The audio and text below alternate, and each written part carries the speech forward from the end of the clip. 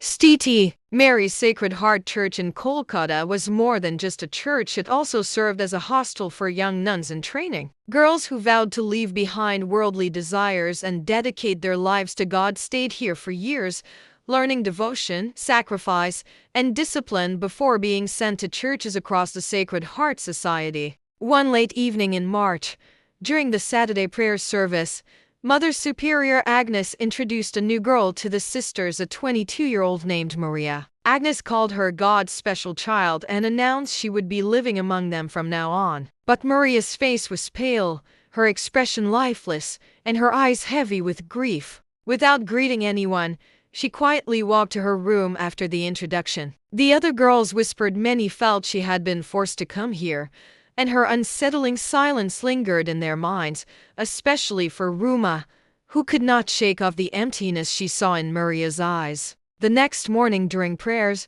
Ruma saw Maria standing at the back, whispering in a strange tone. When Ruma leaned closer, she heard a deep, double-toned voice like a man speaking through her. A chill ran down her spine. Suspicion grew in her mind. Maria had beauty, education, and a future outside. Why would she choose isolation and devotion unless something was terribly wrong? That night, curiosity and fear pulled Ruma toward Maria's window. What she saw nearly stopped her heartbeat. Maria sat twisted unnaturally in her chair, her limbs bent and tangled unnaturally, her neck stiff like a lifeless doll. Suddenly, Maria's head jerked toward her, eyes hollow with black circles around them, hair wild, and teeth black like burning coal. Ruma screamed, collapsing in terror. Mother Agnes and others rushed to the room. When Agnes entered with a cross, Maria leapt like a feral creature and bit deep into her hand,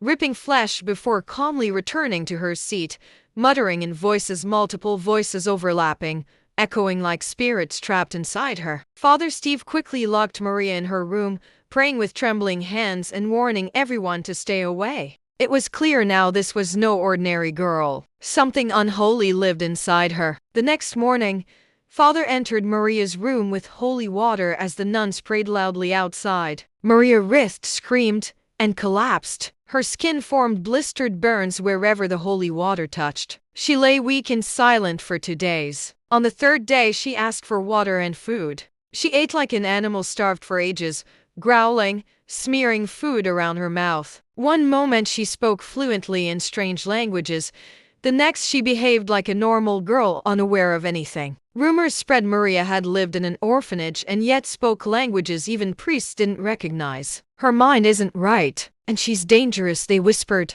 Father Steve decided they could not handle her and arranged an exorcism with Father Edmund on the upcoming Friday. At midnight 3 days later, Father Edmund began the ritual. Maria was tied to a chair surrounded by crosses and candles. Her eyes turned black again, lips curling into a wicked smile, voices of a child and a deep-voiced man echoing through her body. Candles suddenly blew out. The ground cracked near her feet. Maria convulsed violently, and at that exact moment, Mother Agnes' eyes turned black too. Maria shrieked, struggling, and in a distorted, trembling voice cried, "I will tell everything." Everything began a year ago. Then the truth spilled out. Maria had never wished to be a nun. She had fallen in love with Father Neil, a young priest at a city church. They shared a forbidden relationship, and soon Maria became pregnant. Neil panicked, unable to risk his priesthood. Maria refused to abort the child. In desperation,